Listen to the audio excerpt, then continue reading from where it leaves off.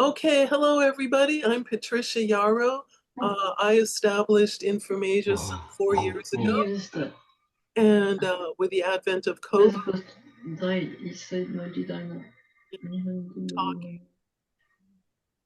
Okay, please be quiet or mute yourselves. Yeah, everybody, please mute yourself. All right, today we're going to hear from Associate Professor Thomas Lockley, who joins us from Nihon University College of Law, and teaches history and some English.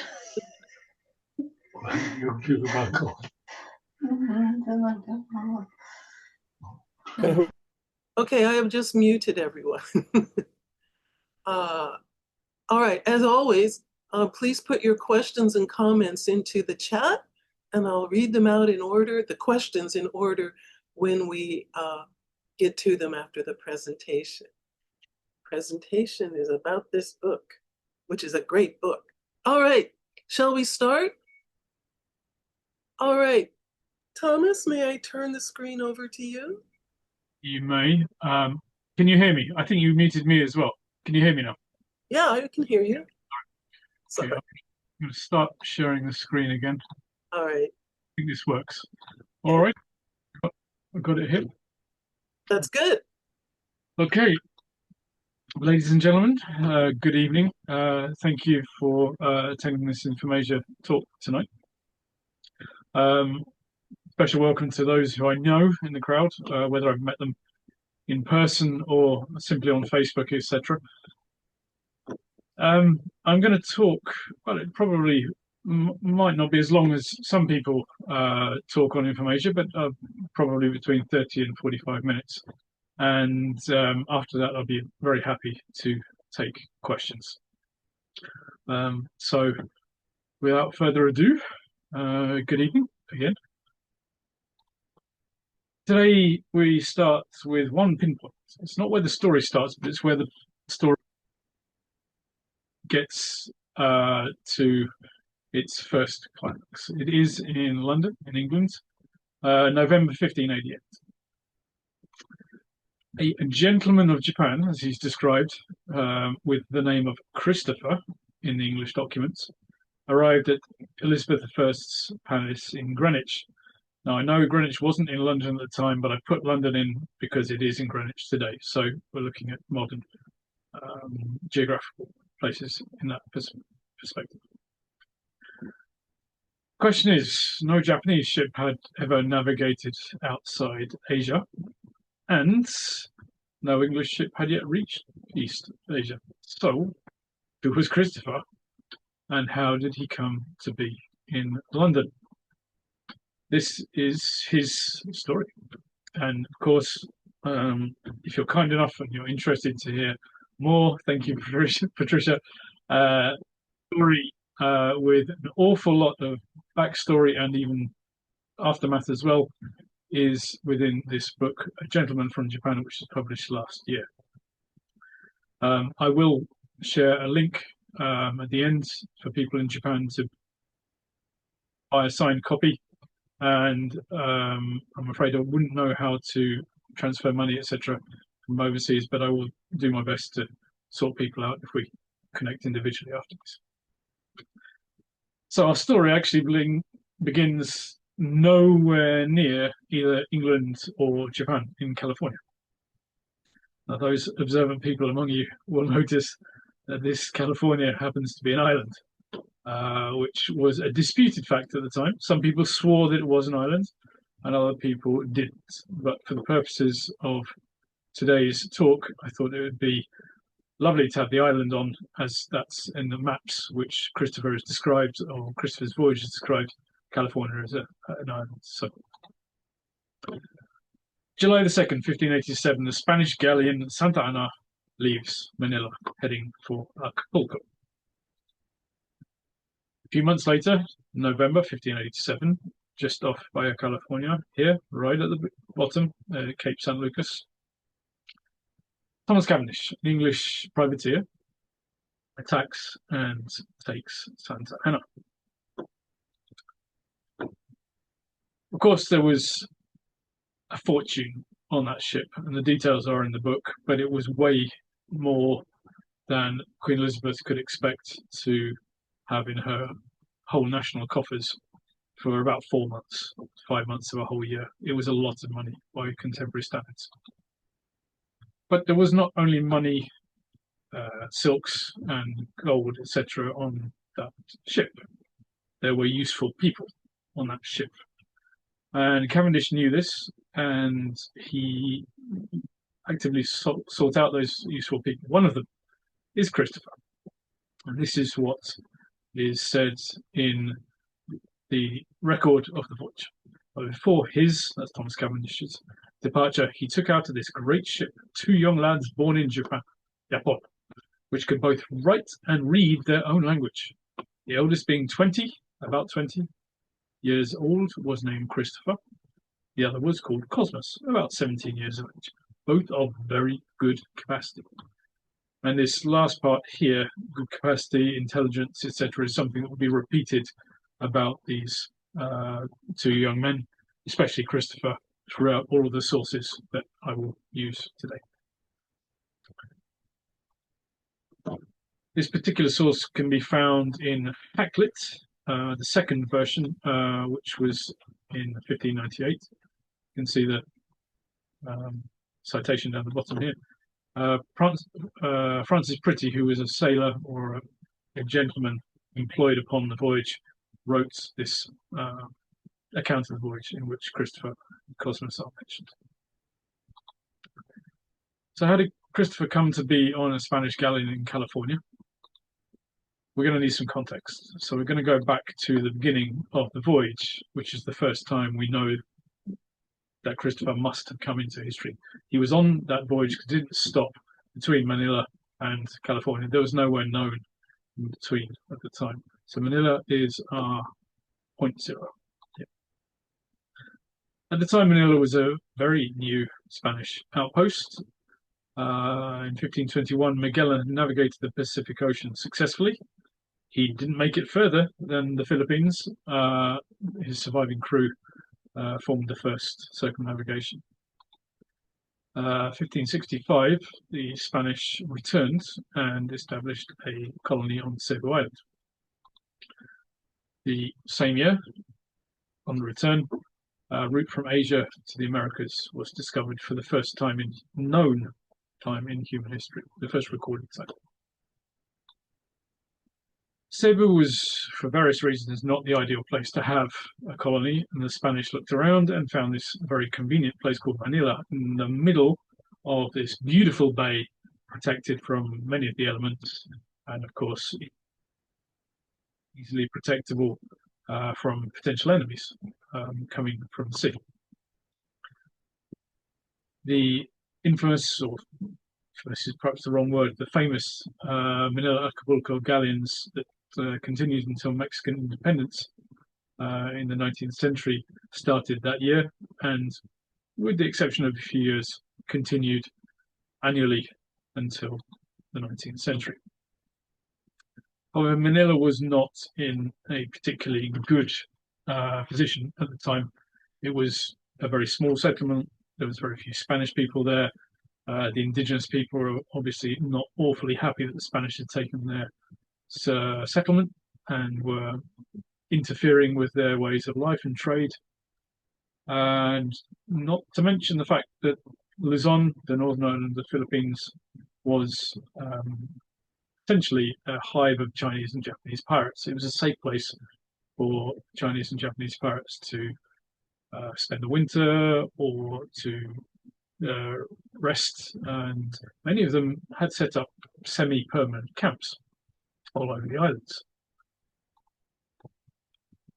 We can see here that Acapulco in Mexico was the source of the original galleons to Manila, and then on the way back they pass conveniently Japan, because the Kuroshio currents take them up north past Japan and over towards what is now central California, the American part of California, There were no settlements at the time, and the fogs off the coast were quite scary for the Spanish.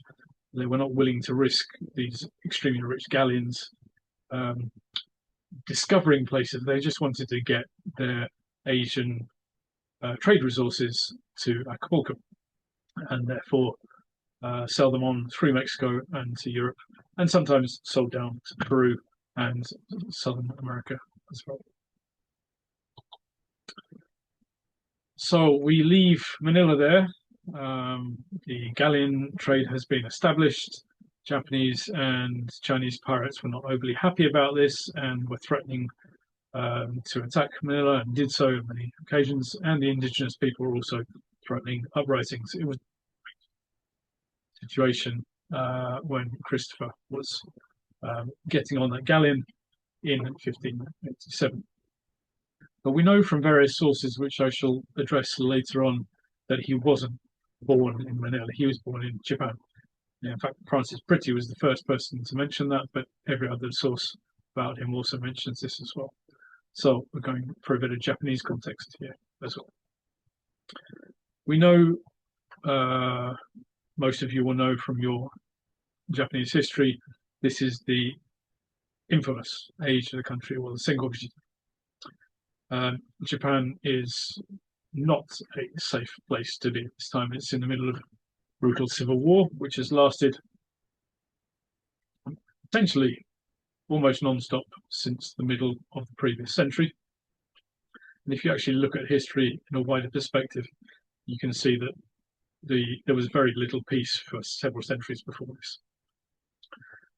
We're in the middle of a country which has had a total collapse of central government. Piracy and banditry are absolutely rife, and human trafficking as part of this banditry and piracy is also flourishing. Into this war-torn realm come the Portuguese, seeking trade and also seeking missionary work. And as part of trade at that time, there was almost always an element of human trafficking, slavery. Enslaved people were taken from Japan as part of this, as they were from many other parts of the world. The Portuguese were, of course, key to this traffic, although there were plenty of other Chinese and Japanese ships also involved in it as well. For the purposes of today's story, the Portuguese are key because they had the connection with Manila at this time. Most of these enslaved people were taken from the west of Japan, what we now know as Kyushu region, sometimes also from the Yamaguchi region at the end of Honshu, as that was connected into this ecosystem. And from about the 1570s, we see records of enslaved people from Japan in Manila. By the 1580s, roughly 1,000 people a year, almost all children, were being taken from Japan by the Portuguese ships. Macau, Manila, Southeast Asia, India, Africa, Mexico, Peru, and even Europe were their destinations. Looking at some artwork at the time, this particular piece of artwork is in Osaka Castle right now, and you can see it. This is from a piece of artwork which depicts the aftermath of the siege of Osaka of 1615. Obviously, the Tokugawa forces were victorious in this, and afterwards, the victorious forces indulged in enslaved people. We can see here this man is roping this man's neck, or is about to. We can see here this man is entrapping this lady at the end of a spear. There's another rope here waiting for her. And we can see multiple places on this screen people being enslaved after battle, and there's many sources which describe this as the normal aftermath of a battle in the Sengoku period. This one just happens to be the last battle of that period, and particularly well documented in art. So who was Christopher? Well, as you've probably gathered, I concluded in the original research article which I wrote about this, which is in the British Association of Japanese Studies Journal, Japan Forum, volume 31, #1, March 2019, if anybody's interested to read the full reasoning behind this. I concluded Christopher was an enslaved Japanese mariner on Santorini. So we come to the third part of our context here. How did Thomas Cavendish, the Englishman, come to be in California? So we go back to England. England, similar to Japan, and there are so many similarities actually between England and Japan at this time, was a troubled road. For different reasons, it was an isolated outlier in Europe. It wasn't because of the disorder and the piracy and the lack of central control that Japan was suffering. It was to do mainly with religious reasons. And those religious reasons had left England with few friends in the continent and extremely weak economy. Partly to deal with this issue of weak economy and a lack of local allies and friends, it wasn't just England. Many other countries in Europe had conceived of connection with Japan or Cathay or the Indies or China since at least Columbus's time. England, even as a small country with relatively few resources, was particularly keen on establishing this contact, because of its lack of friends and its lack of economic opportunities closer to home. For example, we don't see France reaching out in the same way for East Asian contact, although Portugal, which was arguably far poorer at the beginning, was much better comparison with England. English saw the riches that Portugal had gained through this international contact and were trying to grab something the same. Spain was a superpower in many ways, and not really to be compared with England or Portugal at the time. And therefore, although England would have seen Spain and thought, "Oh, we want to be like that as well," it was far more comparable with Portugal. Writings from that century, the 16th century, present in English Asian contact or getting to the Indies or finding Cathay as a kind of panacea for many of the ills that England was suffering from.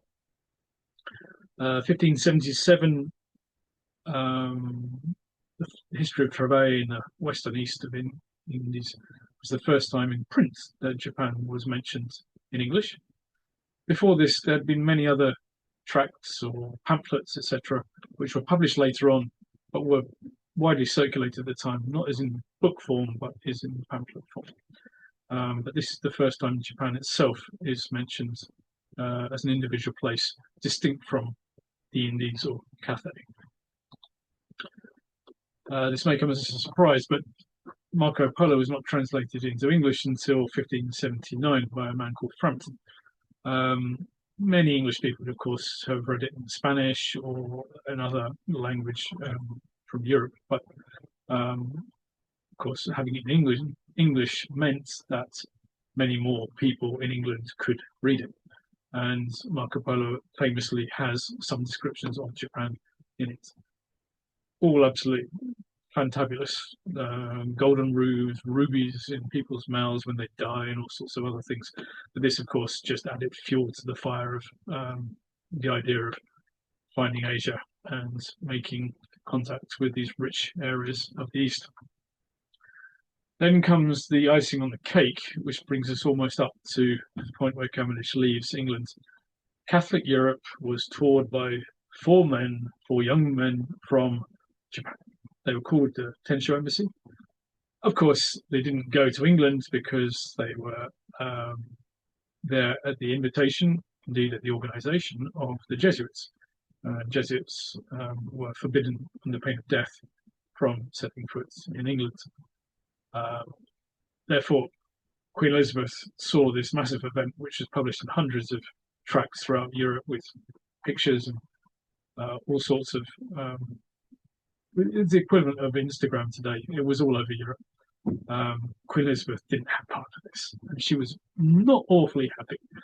She kept tabs on it through various spy networks in Europe, but she really would have loved to have her own Japanese lads come and visit her in London. So I'm going to go through this part quite briefly because it just brings us up to Cavendish's exit from England, from Plymouth. The first time that an English mission reached North America was John Cabot. The second was his son. Both of these got to what is now Newfoundland, hence the word Newfoundland, and couldn't get much further. The weather was obviously atrocious, but there was a belief in this Northwest Passage through or above Canada, and that continued to be a key theme in English navigations for, well, centuries, but particularly up until the 17th century. There's also a belief in another passage above Siberia. For the first time, an English voyage attempted that in 53 under the command of Willoughby. That was not successful. Almost all of the sailors died of asphyxiation, trying to stay warm in their ship over the cold Russian winter.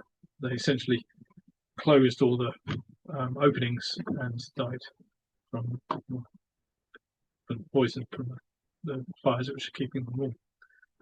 Then we have the three infamous Frobisher missions, 76, 77, 78, which thought they'd found gold in Canada. Unfortunately, it turned out to be fool's gold and was worth nothing. And the fact that the English, including the Queen, had invested lots of money in these three voyages to find gold caused another economic massive issue because so much money had been lost. 1578, the Strait of Magellan was successfully traversed for the first time by an Englishman, Drake, and he crossed through Asia, passing through, stopping indeed at the Moluccas Islands, which is now in Indonesia, the infamous Spice Islands. 1580 was the first time an actual voyage mentioned Japan as a destination. And 1582, again, there was an attempt to reach Japan via South America, copying Drake essentially. They did not manage to do that. It was a disaster. This brings us up to 1586, when Thomas Cavendish departed Plymouth for the first ever planned circumnavigation. Magellan's crew and Drake had done their circumnavigations by mistake. Cavendish was setting out to do the first ever planned, scientifically planned circumnavigation of the Earth, which brought him on November the 4th, 1587, to California and to meet Christopher.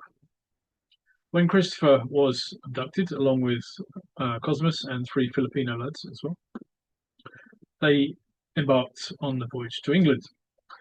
That voyage took a whole year, and we can see from the bottom of the island of California here that we go through the Pacific Ocean to the Ladrones, that's Guam, and then through the Philippines, stopping several times at different places in the Philippines, but they didn't go to Manila. It was, well, they didn't want to risk their ship. Manila was well defended, or at least defended enough. Everywhere else they stopped was not defended at all. Then through the current-day Indonesian islands and across the Indian Ocean, past Madagascar, round the Cape of Good Hope to St. Helena, which is a tiny, tiny island in the South Atlantic, where they stopped and revictualled. They got supplies of various sorts.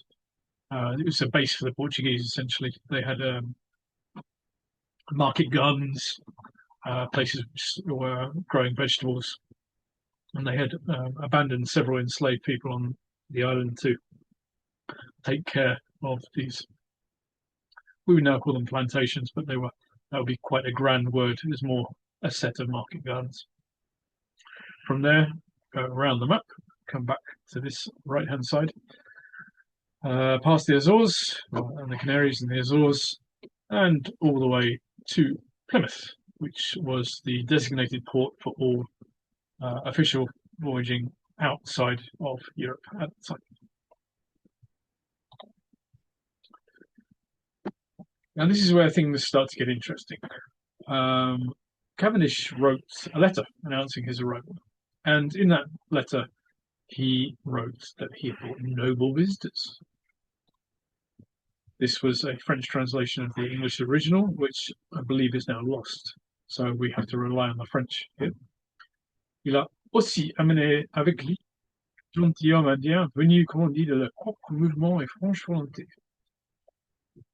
He also brought several gentlemen, Indian gentlemen, freely and the proper movement. They had desired to come with him to England, and a very convenient Venetian dispatch from Paris, from the ambassador, Venetian ambassador to Paris, at exactly the same time, almost completes this when he mentions that they came through a desire to meet the Queen.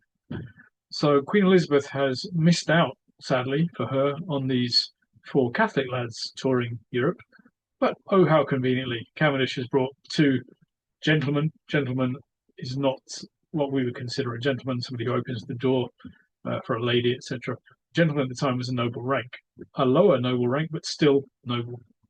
These were of a similar rank to the 4 lads who had toured Catholic Europe and had not come to London.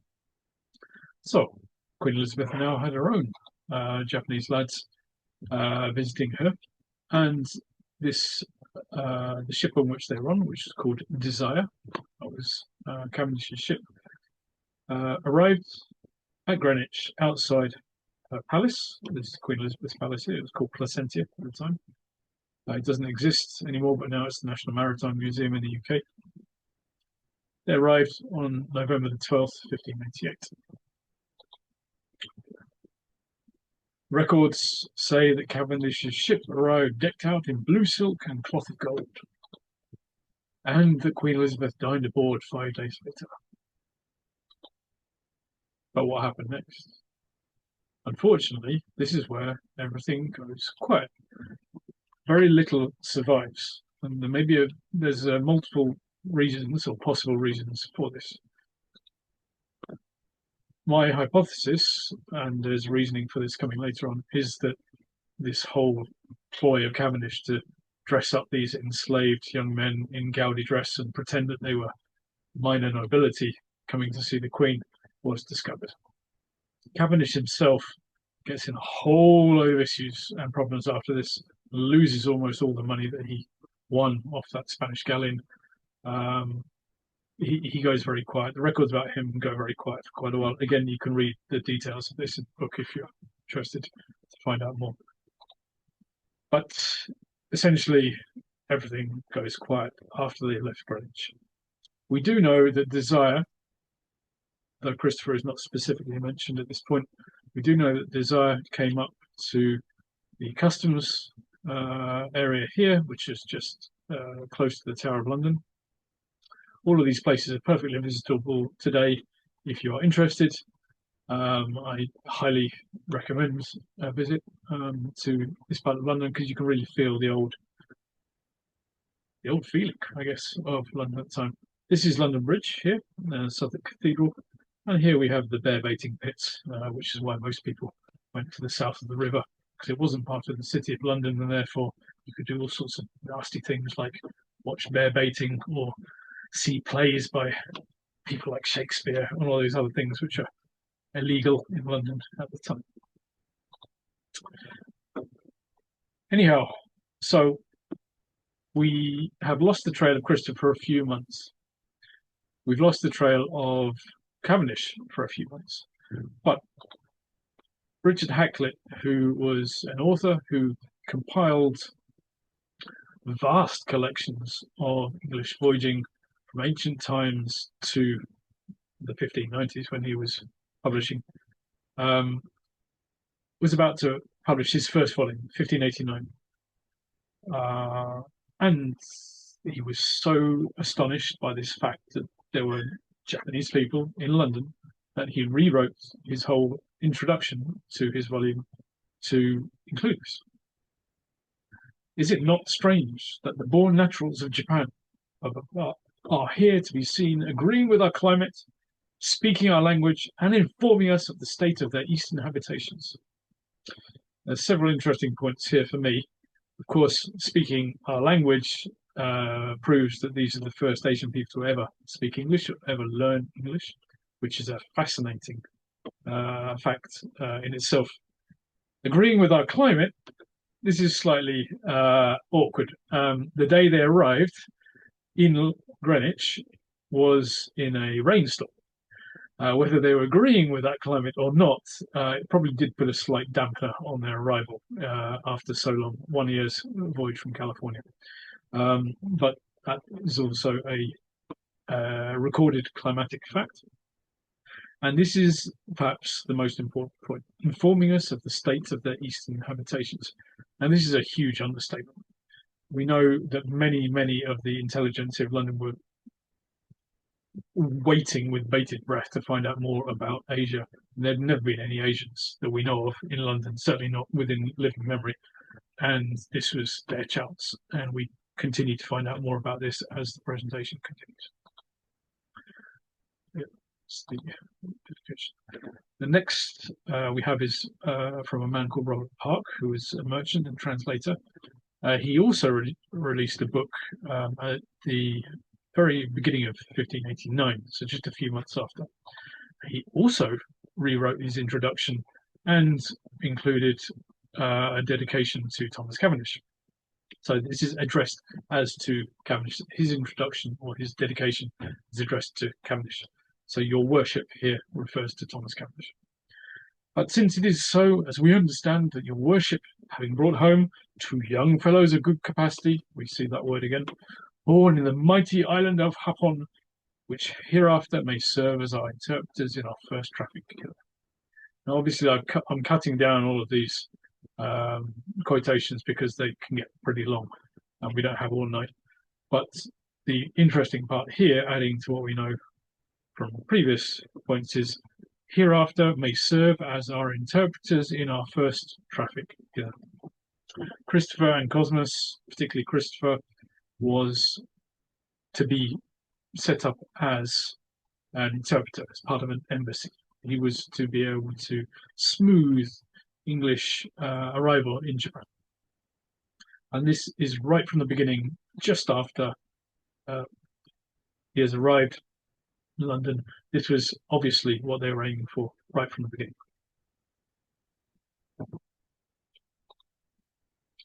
This is from Robert Park, History of the Great and Mighty Kingdom of China, and the situation thereof, together with the great riches, huge cities, politic, government, and rare inventions in the same, which has a whole section on Japan. This was originally a Spanish book, but Robert Park translated it from Spanish. And this point is where we see them not being called gentlemen or young men of Japan anymore, but being referred to as naturalists. Now, naturalists is a word which puzzled me for a long time because it has very different meanings in our modern language. Essentially, it seems to have meant at the time something like a scientist or a savant, somebody with knowledge of useful things. And we can see them referred to in a couple of places, several places from now on, to do with technology, specifically technological innovation and technological transformation from Asia to England. Our first person was William Butler.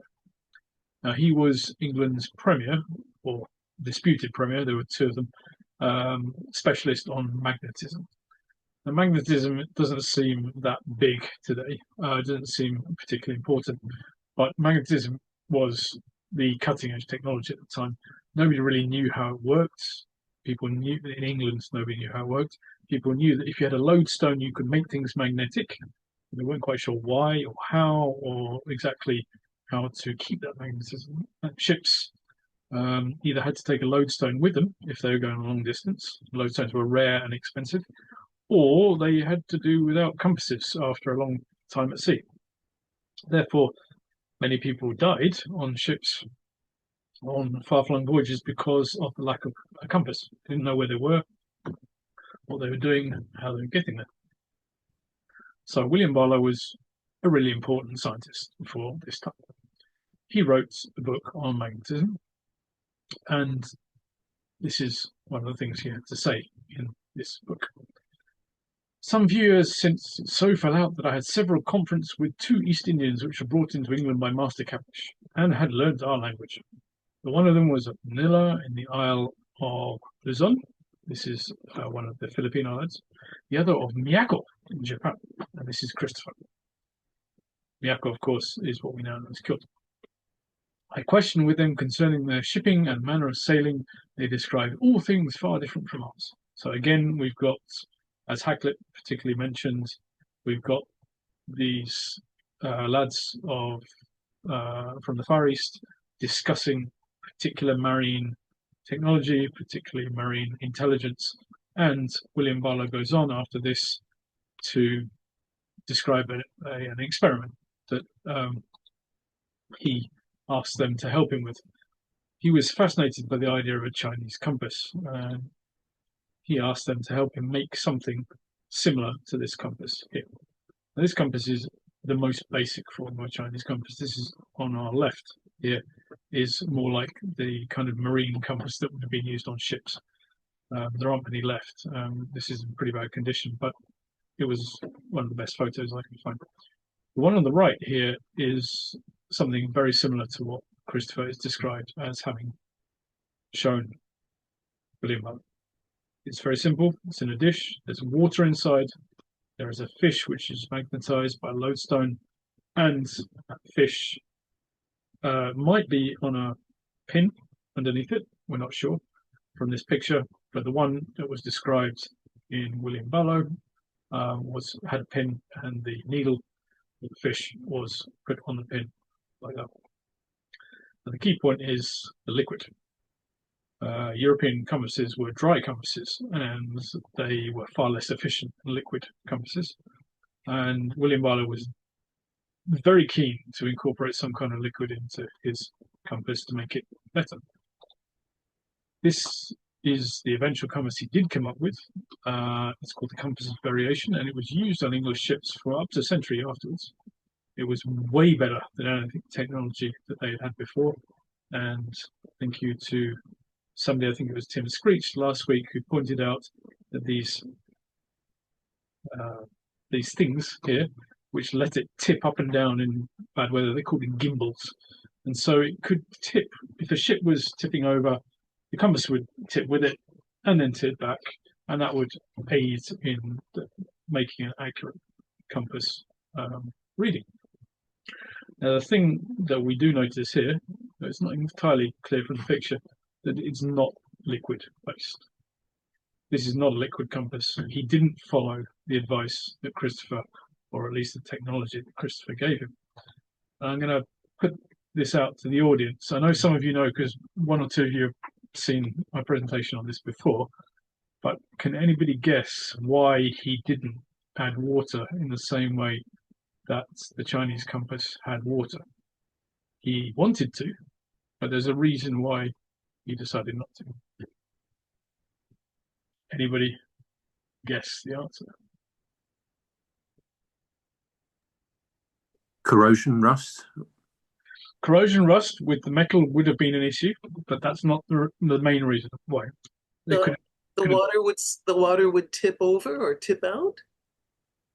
You could seal it in as compasses, but it's a good. These are both good points, but they're not the actual key point. He might freeze.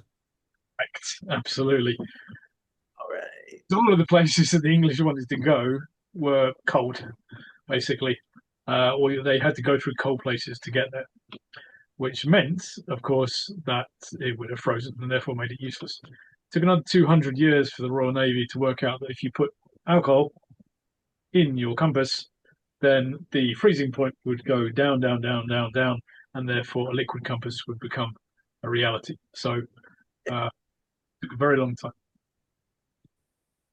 Thank you very much for all of your comments there. I'll carry on now.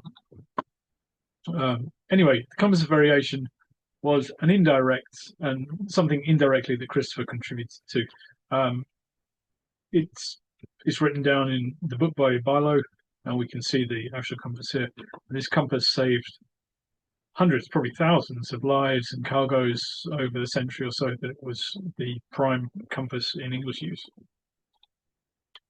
We go on to Jacques Garret le Jeune, or Junior, in English, who was a Flemish, so from what's now probably around the Belgium area. He was an apothecary and a chemist. He is said to have sold the best opium in London from his shop.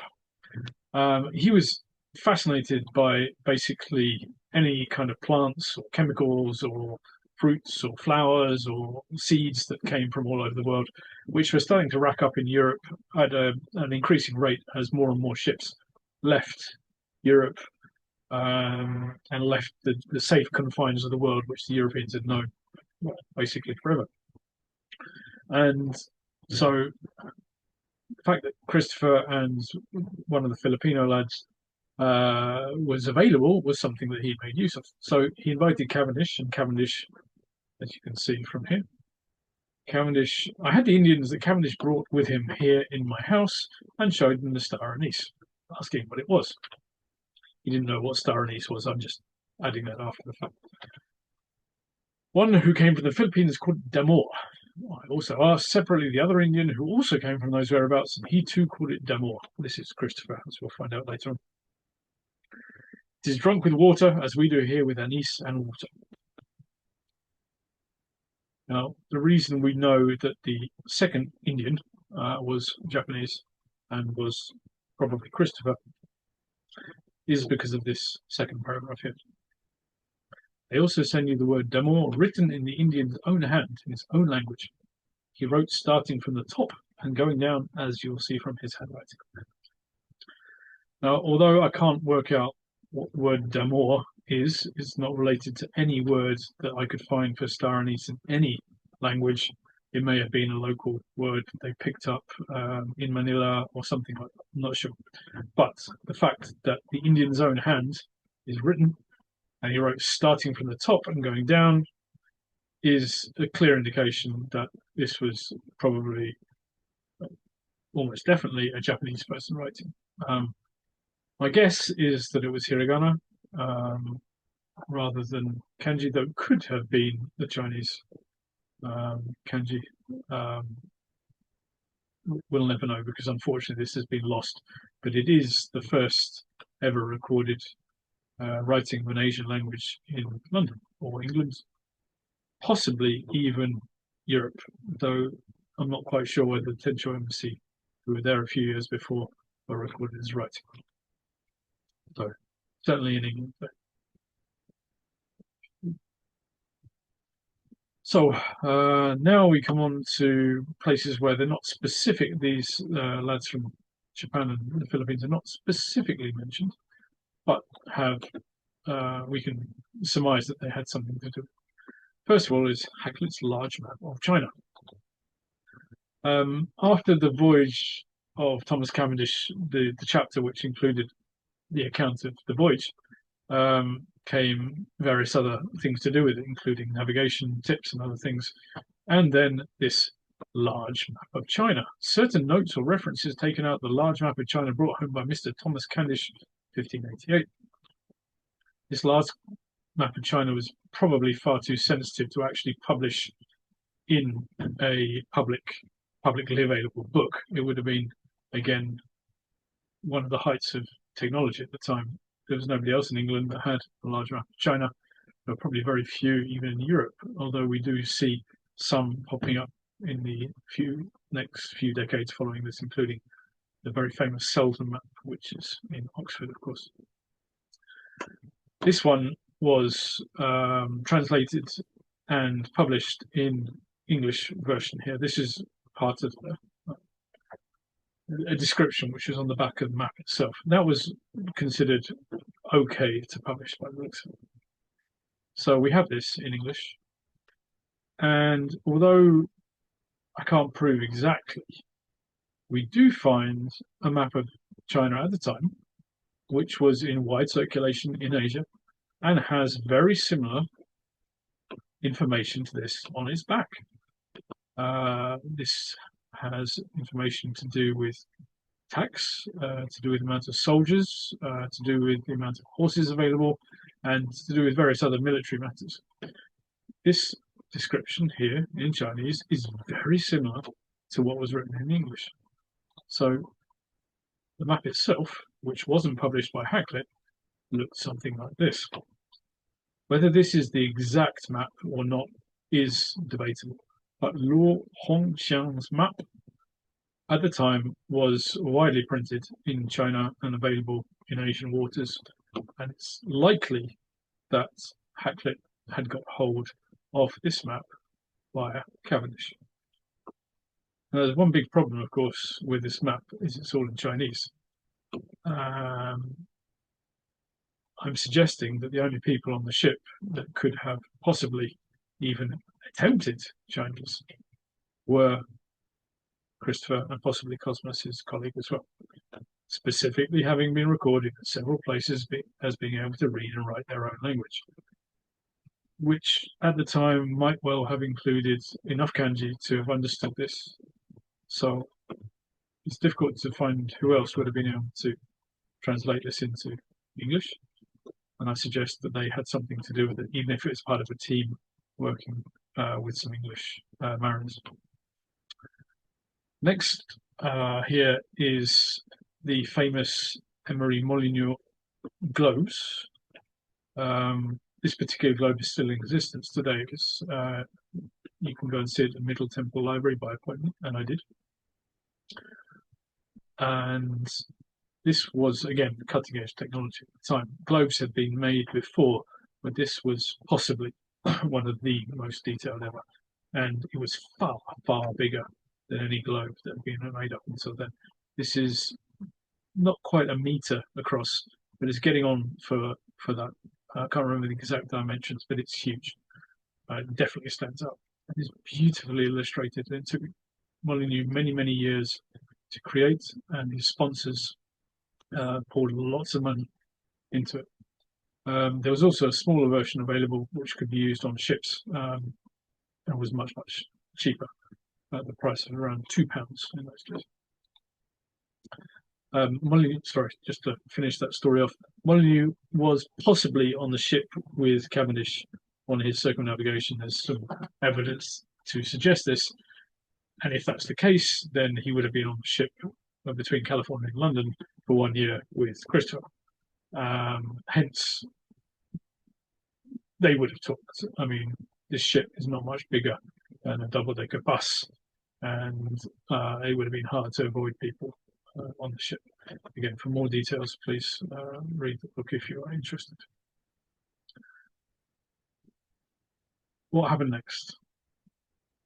After this several years interlude in their life in London, in England, Greenwich, you have to read the book to find out. No, I'm kidding. I will go through and explain what happened after this. On 1591, August 26th, Cavendish departed from Plymouth again.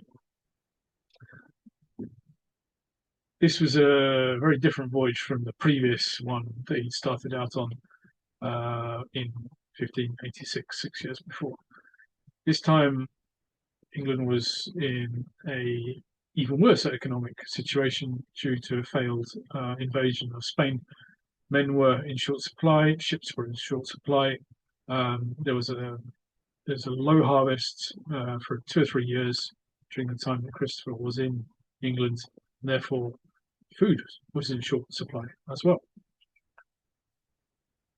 This meant that Cavendish left with not enough food to get him to wherever he was going. We don't know exactly where that was because the records from the ship are they're not with us anymore. But we know that their first stop was Santos, which is in Brazil. The record of the voyage shows them going down Africa, but they did not make full landfall until Brazil. This meant that they were starving. They got there on Christmas, in 1590.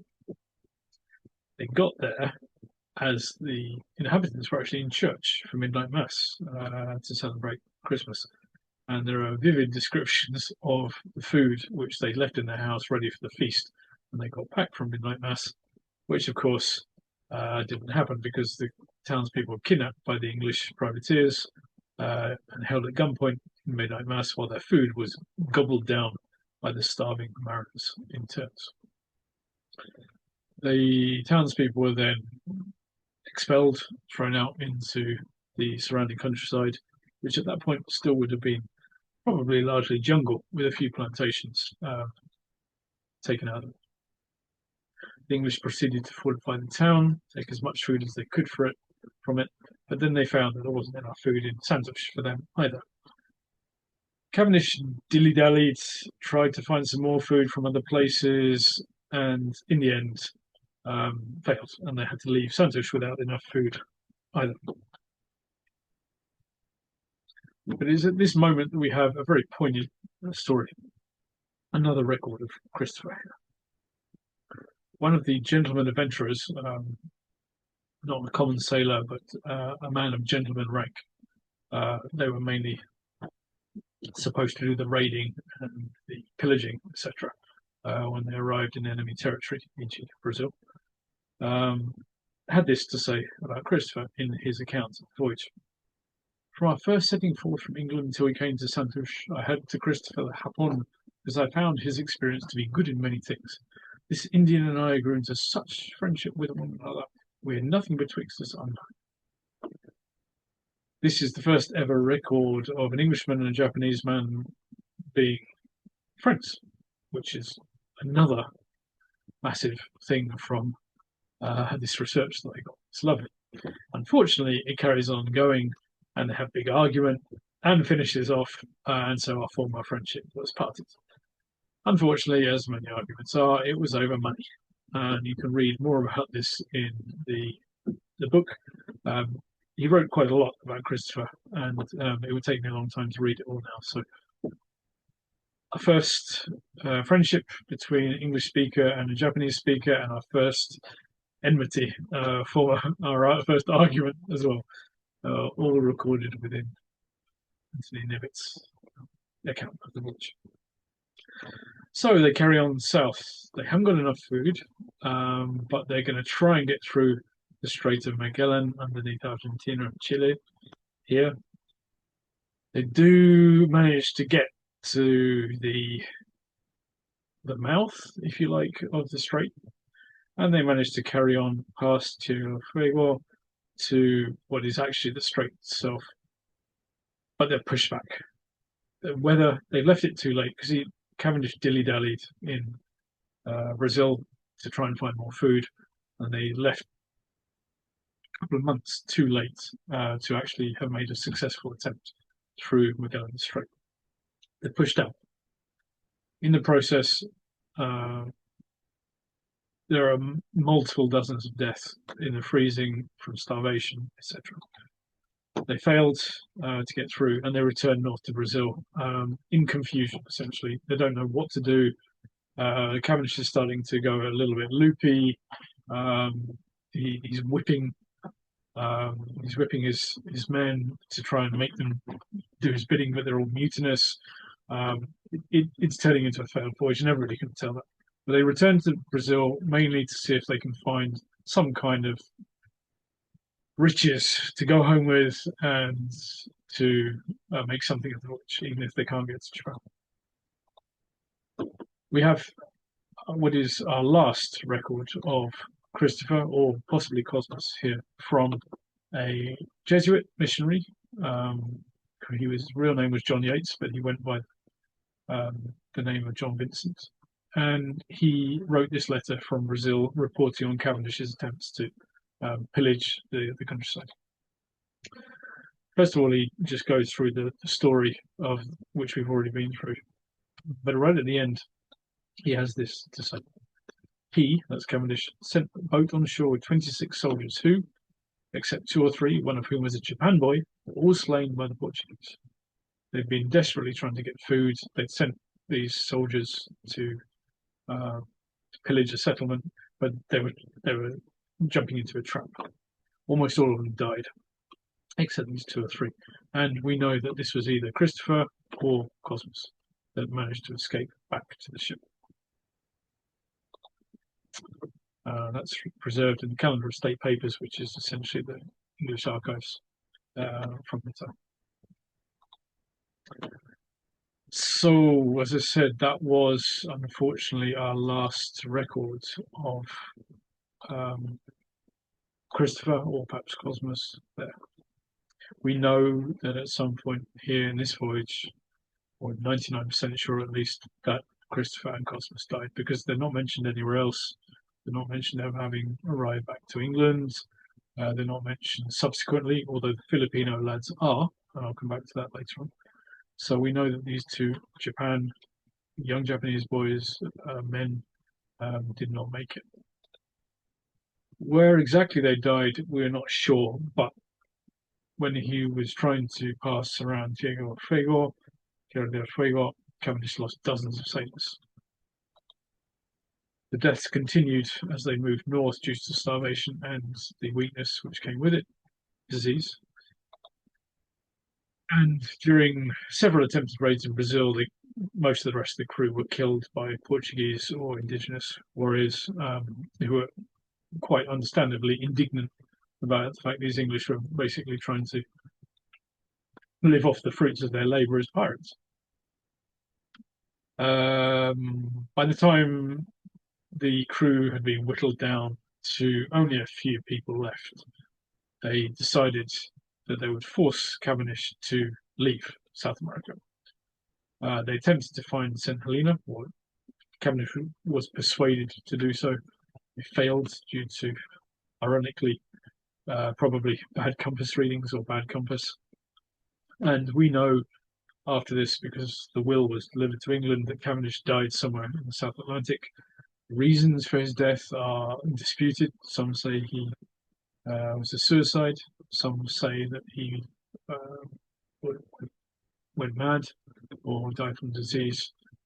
The exact circumstances were covered up, as much stuff was in this age. Christopher's ship, Roebuck, did reach England, but we don't know when, or we don't know how. We only know that it did reach England because the surviving sailors petitioned Queen Elizabeth, or petitioned her government, for some compensation. Coming towards the end now, and we're coming on to the aftermath. So we've lost Christopher, we've lost Cosmas.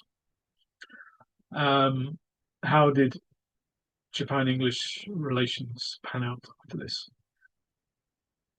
In the Calendar of State Papers around 1596, there's a record of Elizabeth writing to Taiko-sama.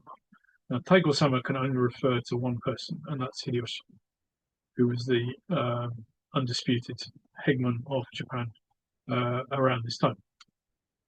This is the first ever time that a known English monarch has written to a known Japanese. I was going to say monarch. He wasn't a monarch. Hegemon, anyway. So this is quite a point in history in itself.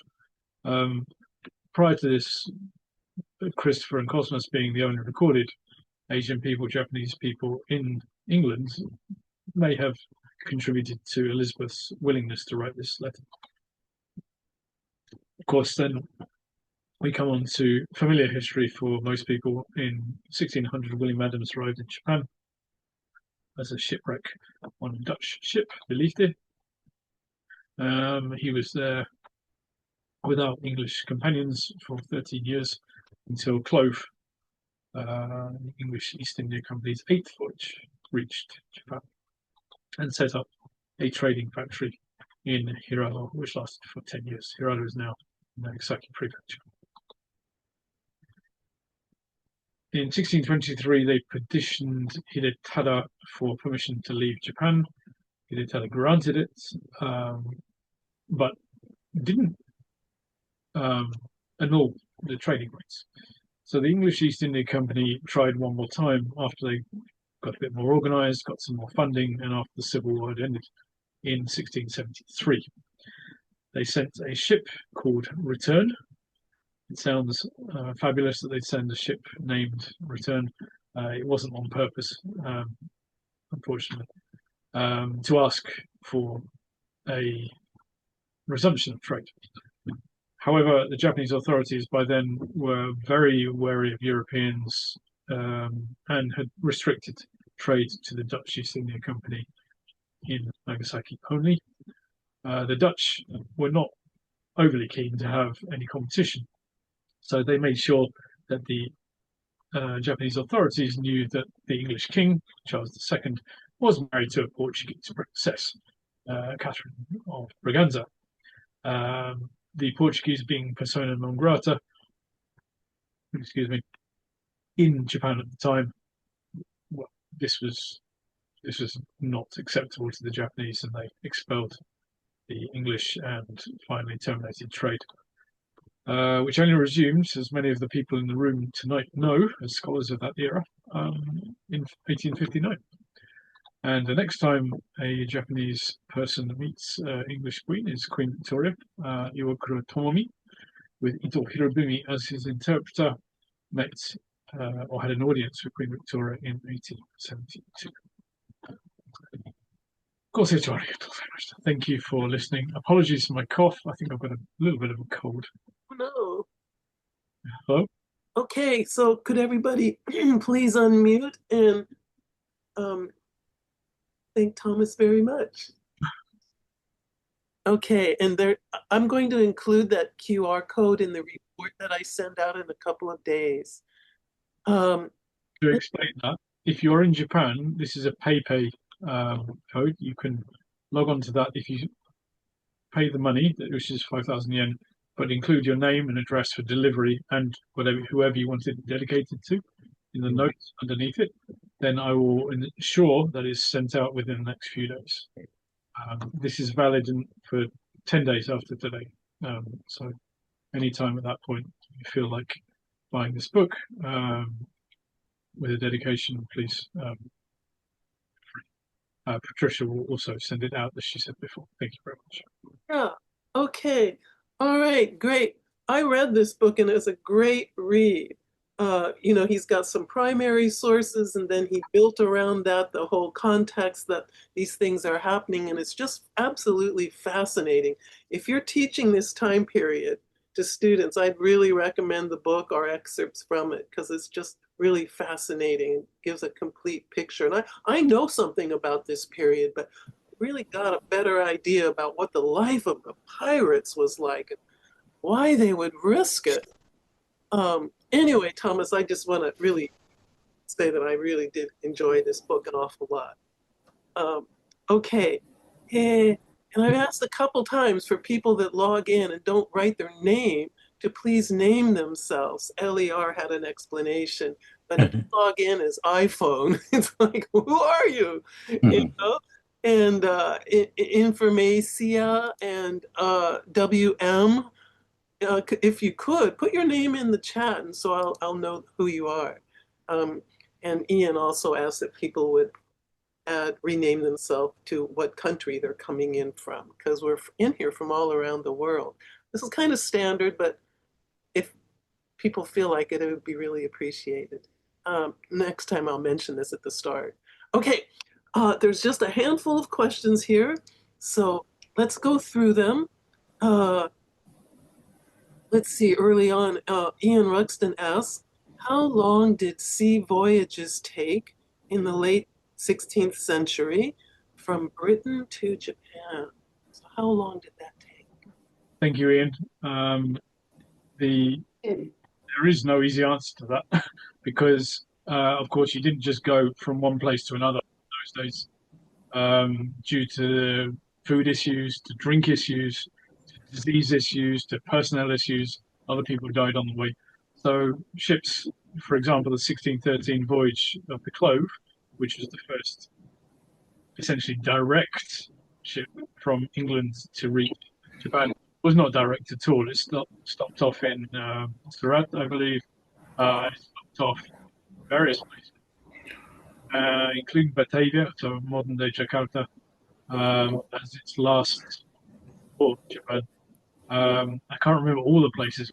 I can't remember exactly how long it took, but I've got a feeling it was getting on for, well, it's over a year and getting on for 2 years. But they spent time in places in the middle. They didn't just get a bit of food and then jump off again. So, yeah. Oh, a year seems incredibly long, but William Adams took nearly 2 years, but again, he went via various places and they were. Okay. What's filing their nails? Okay, so Phil Wixon asks, when did accurate marine clocks allow calculation of longitude? I don't know. Next question. Feeling that's a couple of 100 years after this. I think it was. Can anybody answer that? I've got a feeling Captain Cook might have been around. It might have been around Captain Cook's time. Yeah, I can Google it. Okay. Yeah, I'll probably do that as well. Yeah. That would be very polite. Okay, well, we'll check in on that later. Huh? Oh, Nadia's showing up. Let's see. And okay, so that's a Google question. And Ian Ruxton says slide 33 of London in the 1580s. It was a great image. Where was that from? Let me check. I think that one's from the British Museum. thank you. Let me just check. It doesn't say that. Damn it. It's in the book. It's in the book, and I don't know which page it's on, but it says where it's from in the book. Sorry. Great. My apologies. I should alter that for next time. Okay. I think people are joining us and they probably messed up their time zones. All right, next question. Ian asks, what was Richard Hakluyt's background? I know a society was founded in his name, presumably after his death. He was a priest. He was a vicar, but he was also, well, an intelligent spy. So he was stationed in Paris as chaplain to the English ambassador there. Therefore, part of his job was to engage with events on the ground, and this is the revolutionary period in English history, St. Bartholomew Day Massacre, etc. Sorry, in French history, but also had its effect on England because the English Protestants were directly threatened by this massacre, and so he was aware of all of this. What he did when he came back was he was influential in pushing for, first of all, discovery of North America and planting these colonies in North America through various pamphlets. He didn't publish his first book until 1589, which is the one which was mentioned Japan, speaking our language and agreeing with our climate. That was his first real tome, and I don't think I've got a copy in my office, but it's tome. Has it got hundreds? Can we mute this person? Sorry. Is it possible to mute the person, Patricia? Mute the person? The person is Informasia. Your name, please, is. Yes, there's rather a lot of noise. Thank you for that. Okay, where was I? Yeah, a huge tome. Hakluyt is a massive tome. He collected records of English voyaging, advice for travellers, maps of China, for example, anything that he could get his hands on to encourage other people to travel abroad, to colonize America, to go to Asia, all of these things. You can find abridged versions very easily on republished by Penguin. And the reason why there's a society named after him is because he was so influential to the Victorians, and they revered him uh, as a great Englishman, an early Englishman, and therefore they named the society, which is dedicated to geography, after him. Yes, Sato published The Voyage of Captain John Saris to Japan through the Hakluyt Society, didn't he? Yeah. The original of that was not in Hakluyt; it was in Oh, Hakluyt's successor. Hakluyt died in the early 1610s, I believe, or just after he published his second book. Certainly, just after the change of the century into the 17th century.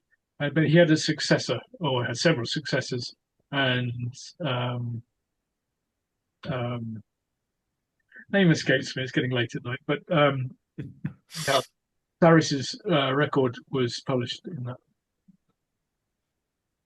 thank you. Okay, Ian also wanted to know Sounds like I want, yeah. a couple more questions here. Hang in there, Thomas. That's okay. How did Robert Park know that Japan was a mighty island? But there was all these legends, you see, including, of course, Marco Polo, the classic, but also the Jesuit accounts were starting to leak out, talking of islands of silver, particularly islands of silver. This is touched on again in the book. The silver published mined in Japan and exported was around 1/3 of the world's total at the time, which made Japan a pretty rich place. Of course, that was mainly put into munitions, castle building, and all sorts of other warmongering things until peace broke out under the Tokugawas. But it was a mighty, powerful island. And Tim Screech's research shows that the maps of the time also showed Japan to be much, much bigger than it actually was. He, in some of his books, he uses a map which shows it's 4 times bigger than India, for example. And India was India was known to be literally the richest place on earth, probably after China. And therefore, if Japan was 4 times bigger than India, well, you do the maths on that one. Yep. Okay, hang on a second. On the screen share here, so Informasia, this is what you do. You go up here, 3 dots, rename yourself. That's how you do it. Julian, that's how you do it. I'm going to instruct this at the start of the next meeting. Did you want me to screen share? Was that, sorry? No. Oh, well, okay, that's nice. Sorry, were you asking me to screen share again? No, I wasn't. Oh, Unless somebody wants to see it. well, if there's any questions pertaining to anything, I can. Okay, 2 more questions. I still want to know who Informasia is. All right, so Bruce Allen says, any information on how the Japanese learned English, presumably while on the boat? We don't have any information about it. We just simply know that they could. Their report, I mean, we assume it's not really an assumption. It's 100% knowledge. There's no connection between Japan and England or any English person or any Japanese person before this. Therefore, English was not a very important language at the time in Europe. It was a vernacular language rather than a language of study. It's only really seriously used as a language of study or nationalism at this time for the first time. Hence, Marco Polo didn't bother translating it into English until 1579 because there was no point. Any English person educated would have read it in Latin or would have read it in French. So therefore, the fact that they learned English, well, it's astonishing. You have to assume that it was on purpose. Cavendish knew he needed translators. He knew specifically that these guys were the best option that he had. And we have to assume that there was a concerted effort on that ship to instruct these men in English. How they did it, though, we don't know.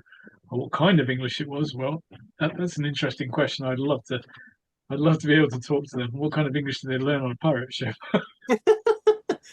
Ship ahoy, matey. Okay. That's a few centuries later, I would have thought. Yeah, okay. Okay, Tim Knowles also asked, you may have answered this, but if I'm outside Japan, how can I purchase the book? I hate to say it, Amazon is probably your best bet. If you have another place to buy it from, you can buy it all over the world online.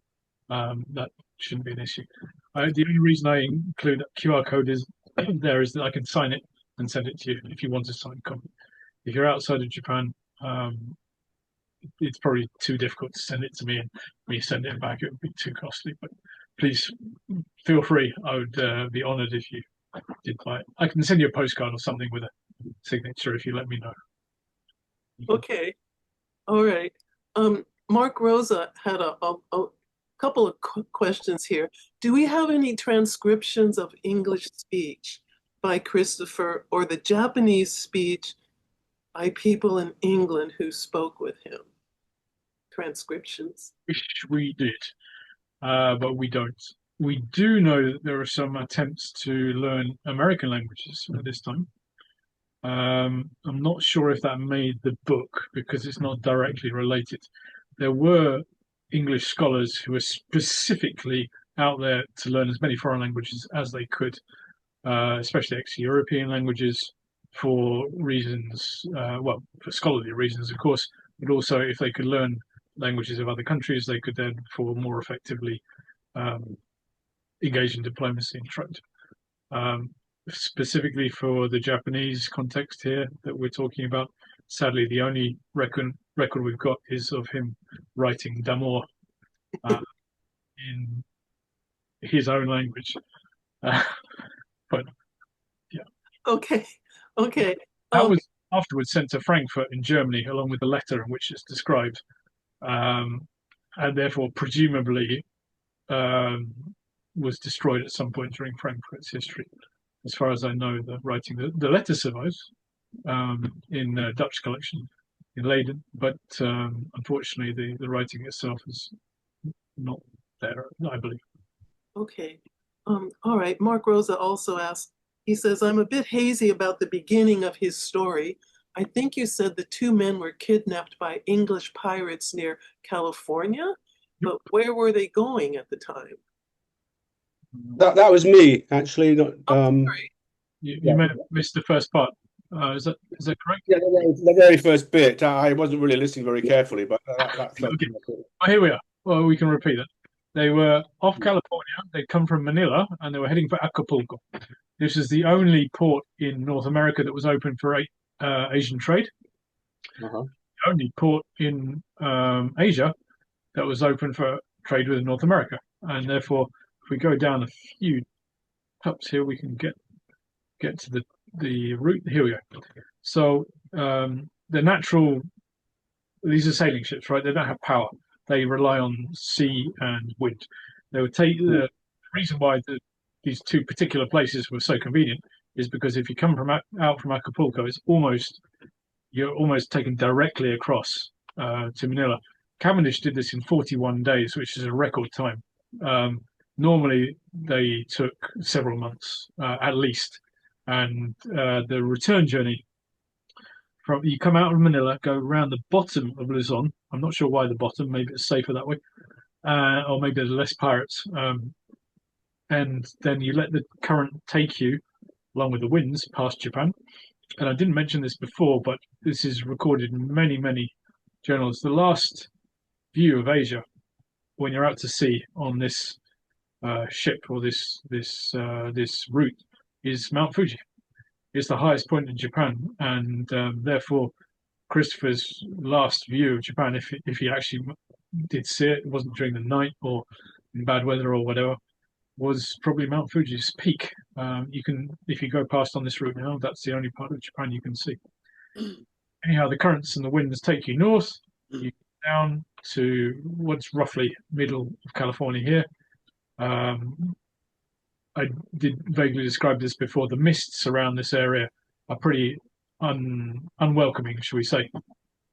And therefore, the Spanish didn't want to risk their ships there slightly later, just a decade or two afterwards, they sent exploration missions further north to find somewhere here in California, in what's now US California, um, to revictual, to resupply, etc. And they did eventually found several settlements, including Los Angeles. Is all to support this voyage from Manila to Acapulco. Wow. Okay, just a couple quick questions here. David Burley asks, is it known how far the Japanese themselves traveled by ship or boat in those days? Yes, it is. I don't think I have a map for this, so I'll do without sharing the screen. Japanese voyages at the time were reaching as far away as Thailand, modern Thailand, Siam, Ayutthaya, all over Asia. There were Japanese settlements or trading ports all over Asia. Most of them to do with piracy initially, but then later on they become more. English Brit North America as Cavendish's contemporary Sam Freaky. What? Sorry? No, sorry, I think that might be me. Okay. All right. Okay. Okay. Maybe the last thing here is Martin Morris asks, Well, can I just finish the oh, please, I'm sorry. question? Sorry. All over Asia.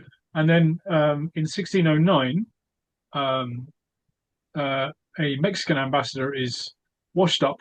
Actually, the ex-governor of Manila, returning to Mexico, is washed up in Chiba, of all places, God's own country. It's where I live, and and we have Rosemary Chiba here in the audience as well. Thank you, Rose. Hi, Rosemary. On what is now Onjuku Beach, and he needed to be repatriated. And William Adams had built a ship for Tokugawa, and they used that ship to repatriate this Mexican ambassador, Don Vivero was his name, to Acapulco, in fact. So the furthest we know of a Japanese ship voyaging in those days was Acapulco, but that's in 1609, so it's quite a long time in the future. So that's the end of the answer. Thank you very much. It's most interesting. And I gave a talk early on about exactly that voyage and compared it with a Japanese shipwreck that unfortunately drifted across all of the Pacific Ocean. So it's a wonderful adventure, so to speak. Okay, so Martin Morris asked, was it Purchas? Purchas? I don't know what he's asking. This is Pilgrims. That's it. Thank you very much. Yes, that was when you weren't quite sure. Yeah. The name wouldn't come. I know that problem. It's been a long day. Yeah. Thomas, quick question. These enslaved Japanese people, so there was a sort of a slave trade going on then, was there? When you put the picture up of the Sengoku, the guys fighting, that was Japanese versus Japanese though, wasn't it? Yeah, absolutely. Yeah. And but then someone was sort of selling, they were being sold in theory then to. Well, I just use this as an example picture. These unfortunates would have been sold in Japan. There's no question. This is near Osaka, right? Oh, it's Right. in Osaka.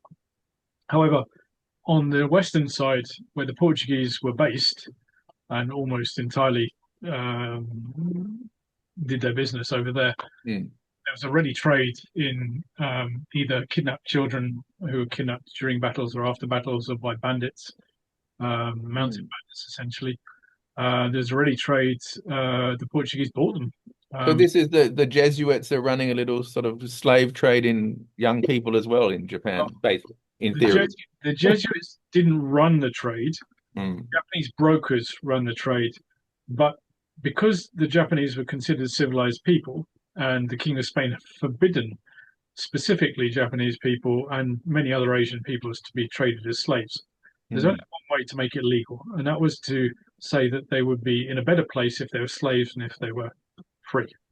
Right, interesting. Jesuits would say that they'd been taken in a just war. So they'd been taken by Christian samurai, and therefore were being sent abroad for their own good to be brought up in Christian households. And therefore their souls would be saved. And that the Jesuit, I mean, there's a lot of research on this. The Jesuits would sign, they'd take a little bit of money, they'd sign that this person was specifically legally enslaved for their own good, their own saving of their own soul. They would be loaded onto Portuguese ships, and those Portuguese ships would mainly take them to Macau. From Macau, they would be then traded on to other places.